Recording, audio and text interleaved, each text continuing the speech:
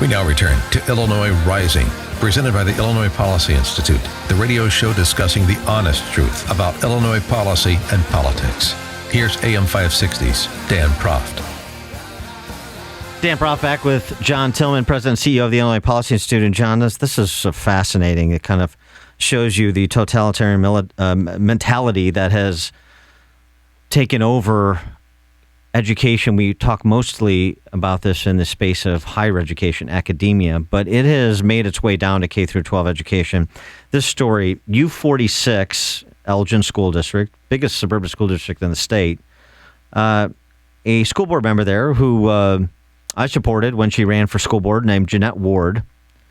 She posted a quote from a book written by Jason Riley, who's a Wall Street Journal columnist, fellow at the Manhattan Institute, in the order of February being Black History Month.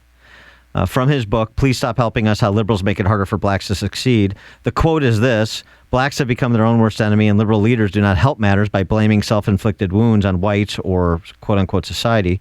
The notion that racism is holding back blacks as a group, or that better black outcome cannot be expected until racism has been vanquished, is a dodge, and encouraging blacks to look to politicians to solve their problems does them a disservice. That's a quote from his book that she cut and pasted into a Facebook post. Outrageous. Well, it has been treated as outrageous in a school district that's not doing a particularly good job at this moment of managing their finances or educating children.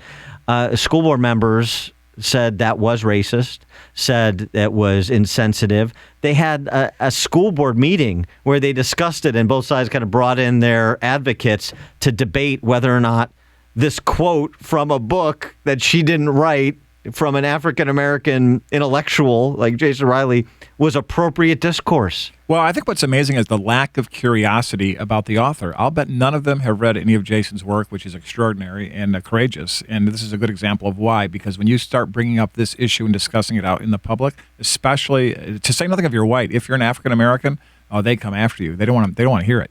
And we're happy to now be joined by Jason Riley, again, the author of the book, Please Stop Helping Us, How Liberals Make It Harder for Blacks to Succeed. Jason, as I mentioned, Wall Street Journal, former editorial board member of the Wall Street Journal, now a columnist and a fellow at the Manhattan Institute. Jason, thanks so much for joining us. Appreciate it. Thank you. And so this flap about excerpting a quote from your book, and one of the other quotes that was excerpted by this school board member here in the northwest suburban Illinois, was it's more important to have a black man in the home than a black man in the White House. And this has caused quite a stir among school board members and others liberally inclined in that school district. Are you surprised by this? Oh, no, not at all. I mean, it's the sort of discussion about race that strays from the orthodoxy, from what is acceptable in our society today. And the orthodoxy is that all black problems are explained by white racism.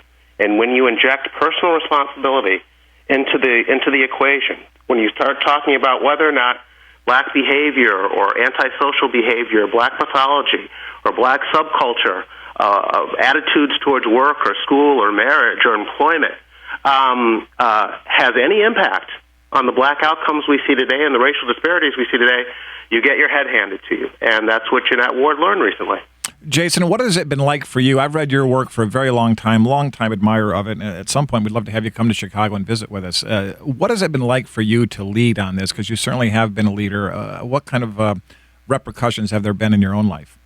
Oh, I'm flattered that you would say that, but I've hardly been a leader on that. I'm merely picking up a baton from people like Thomas Sowell and Clarence Thomas and Shelby Steele and many others who have been saying these things for decades. They are the true leaders on this issue, but our work is still cut out. I mean, you still see people like Al Sharpton and Jesse Jackson and the NAACP as the media's go-to individuals and organizations when it comes to speaking for Black America. And one of the reasons I wrote the book and one of the reasons I write the things that I write is to show that those folks do not speak for all Black Americans, that there are divergence, a very diverse set of views, and I encounter them when I go out and talk about these issues, whether I'm talking to churches or college campuses or so forth. There are a wide variety of views on what ails the Black community and how to move forward. What I think, Jason, is so dangerous about this whole sort of mindset is it's almost a form of bigotry in itself. It is a form of bigotry in of itself, of those who are sort of the race baiters who are taking Jeanette Ward down. They're really alienating a significant segment of the white population that is all in and sympathetic to the cause of racial harmony and racial justice. And I think that the danger is you start to actually cleave a coalition across ethnic groups, whites, blacks, Hispanics, whoever you want to pick, by the sort of racialization of politics. What's going to happen now with Hillary running in South Carolina and trying to further run with group identity politics. What do you think of that in terms of the fact that it actually starts to alienate white voters and white citizens who used to be sympathetic to the cause and may not be anymore because they feel like they're, no matter what they do, it's not good enough. They're calling us racist, white privileged people.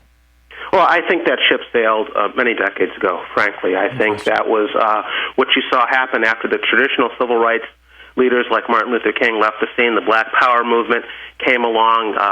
Equal opportunity turned into racial preferences. And you started breaking up coalitions like black coalitions and Jewish coalitions that have been together for decades through the first half of the 20th century. So that ship sailed a long time ago. And what's happened is the civil rights movement has become an industry. And it's a very, very lucrative industry, but it depends on keeping that narrative out there that racism, white racism, is an all-purpose explanation for these racial differences and outcomes we see today in employment, in education, in household income, and so forth. And when you stray from that narrative, they come after you because it is a very, very lucrative industry. So they need to keep that narrative front and center. Do you see that changing at all as you move down the age demographic? I mean, I know you've got left-wing intellectuals like Ta-Nehisi Coates that's popular among younger African Americans as well as leftist intellectuals. But it seems to me, I'll just use Chicago as an example, and you have a broader perspective. You travel around the country speaking and so forth. I wonder if you're seeing it happening elsewhere. I was talking to an ABC7 political reporter recently, Charles Thomas, who's an African-American gentleman, been around Chicago for a long time. And he said what's happening in the wake of Laquan McDonald and everything that's happened in Chicago under Rahm over the last 5 years, the schools melting down, the kind of civil society in Chicago, frankly, melting down, is a conversation. There's different conversations happening in the neighborhoods now that I haven't heard in 30 years. And he sees at least some segment of the African-American community moving from the civil rights case in terms of prosecuting that case, being an advocate for that case, to economic. That look, as he says, look, I live downtown and I don't really encounter racism. I can do whatever I want. That's not the issue. The issue is economic opportunity, and we're changing the conversation, or the conversation is changing in that direction, and that could be a positive thing that provides the opportunity for different coalitions to be built. Well, I wish I could be as optimistic as some of the folks you've been talking to. But what we've also seen the rise of it in recent years is the Black Lives Matter movement, yeah, which is, of course, built on this crazy notion that there is an epidemic of cops shooting young black men. When we all know that the biggest threat to low-income blacks are other, black criminals. I know something about growing up black and male in the inner city, and it's not that tough to avoid getting shot by a cop. It's much more difficult to avoid getting shot by other young black men. The leading cause of death for young black men in this country is homicide. And it is not because cops are shooting them or because the Ku Klux Klan is driving through black neighborhoods spraying them with bullets. These are other young black predators, and they are preying on black people, primarily poor black people.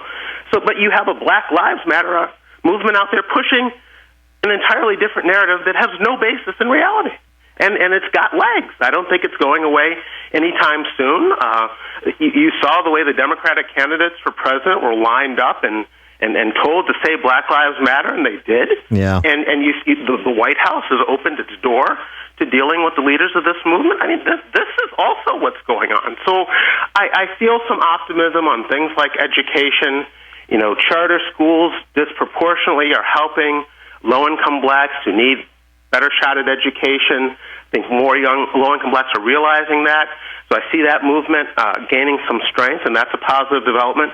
But this criminal justice issue, I think, is a big deal, and it's not going away, and the wrong side seems to be winning this debate. And now you have DeRay McKesson, one of the founders, running for the mayor of Baltimore. Yes. Won't that be interesting? Yeah. All right, Jason Riley, Wall Street Journal columnist, fellow at the Manhattan Institute. The book, Please Stop Helping Us, How Liberals Make It Harder for Blacks to Succeed. Jason Riley, thanks so much for joining us. Appreciate your time. Thank you.